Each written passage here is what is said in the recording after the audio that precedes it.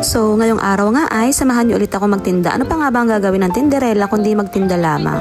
Dahil kakaunti ngayong customer ngayon, kaya naman tutulungan ko itong mga staff ni Mama para mag-refill ng mga stocks nila. Bagong deliver din kasi itong mga gatas at marami na nga customer na naghahanap nito dahil nga mabilis itong ma-sold out sa amin. Kung gusto nyo nga makamura at mapababa yung costing ninyo sa inyong mga negosyo sa mga food packaging ay dito lang kayo mag-drop by sa store namin. 3 ng madaling araw ay open na itong palengke.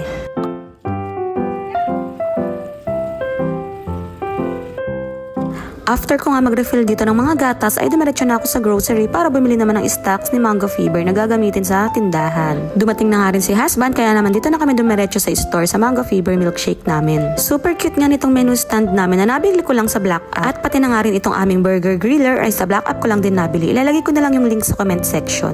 At isa pa kaya rin ako nag-visit dito ay para kunin itong mga container na lagayan ng patty kasi nga ay na-sold out na yung mga patty namin. Sabi ko nga sa kanila ay wag itatapon ito dahil pwede pa itong ma-reuse. Habang hinihintay ko nga si husband dahil siya ay bumibili ng yelo ay nagdinis-dinis muna ako dito. Isa lang kasi yung staff namin pag pang morning. Yung pangalawang staff naman ay 2 PM yung schedule niya at yung pangatlong staff ay 4 PM. Kaya pagpatak ng hapon ay dalawa yung staff dito. Hindi kasi pwedeng isa lang sa hapon dahil mas maraming customer sa hapon kumpara sa umaga.